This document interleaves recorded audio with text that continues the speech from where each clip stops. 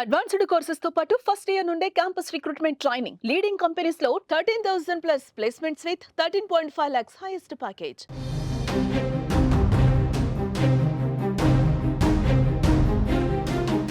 పహల్గాంలో దాడికి పాల్పడి అమాయక జనాన్ని పొట్టన పెట్టుకున్న పాకిస్తాన్ కి వరుస షాక్లు తగులుతున్నాయి. పాకిస్తాన్లోని లాహోర్లోని అల్లామా ఇక్బాల్ అంతర్జాతీయ విమానాశ్రయంలో భారీ అగ్ని ప్రమాదం చోటు చేసుకుంది.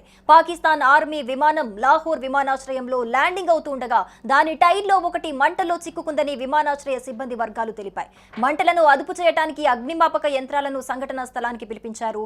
ఈ సంఘటన కారణంగా రన్వేను తాత్కాలికంగా మూసేశారు. దీంతో అన్ని విమానాలు రద్దయినట్లుగా అధికారులు ప్రకటించారు.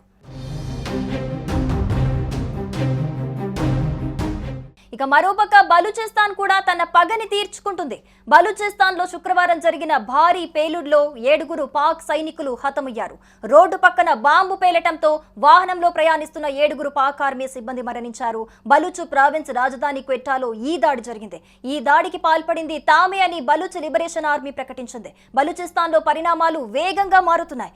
బలూచ్ ప్రజలు ఇప్పటికే తమకు స్వాతంత్రం కావాలని నినదిస్తూ పాక్ సైనికులు అధికారులే లక్ష్యంగా బిఎల్ఏ దాడులకు పాల్పడుతోంది. మరోపక్క స్వాతంత్ర్యం కోసం ఉద్యమిస్తున్న బలూచ్ ప్రజలను పాక్ ప్రభుత్వం క్రూరంగా హింసించటం, జైల్లో పెట్టడం, పాక్ ఆర్మీ కిడ్నాప్ చేస్తున్న ఘటనలకు వ్యతిరేకంగా బలూచిస్తాన్ వ్యాప్తంగా బీవైసీ శుక్రవారం భారీ నిరసనలకు పిలుపునిచ్చింది. ఈ క్రమంలో తూర్బాట్, పంజ్గూర్, నోకుండి, దర్బందీన్, యాక్మచ్, చార్సర్, మషేల్ట్, ఓర్మాగే, చాగి, అమీనాబాద్, కరక్, కరాచీ, ఉతల్, గదాని, నుష్మి, కల్లాట్, మస్తుంగ్ వంటి వివిధ నగరాల్లో నిరసనలు జరిగాయి. ఇక యుద్ధానికి భారత్ సన్నద్ధమవుతుంటే పాక్ మాత్రం వెనుకడుగు వేస్తున్నట్టుగా కనిపిస్తోంది. అవును, భారత్ దెబ్బకి పాకిస్తాన్ దిగొచ్చింది.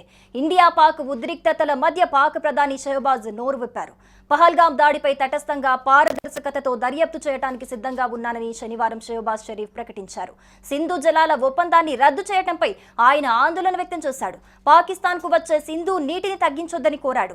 తటస్థమైన, పారదర్శకమైన ఏ దర్యాప్తుకైనా పాకిస్తాన్ పాల్గొనడానికి సిద్ధంగా ఉందని పాక్ ప్రధాని చెప్పుకొచ్చాడు. శాంతి మా ప్రాధాన్యత, అలాగే మా సమగ్రత, భద్రతా విషయంలో ఎల్లప్పుడూ మేము రాజీ పడమని పాకిస్తాన్ ప్రధానమంత్రి అన్నారు. మరి దీనికి భారత్ ఎలా రియాక్ట్ అవుతుంది? మరి శాంతియుతంగా చర్చలకు సిద్ధంగా ఉంటుందా, లేకపోతే మేకపోతు గాంభీర్యం చూపించిన పాకిస్తాన్ పై యుద్ధానికి సై అంటుందా అని భారత్ ఎలా రియాక్ట్ అవుతుంది అనేది ముందు చూడాల్సి ఉంది. సుమన్ టీవీలో మీ పర్సనల్ అండ్ బిజినెస్ ప్రమోషన్స్ కోసం కింది నెంబర్కి కాంటాక్ట్ చేయండి.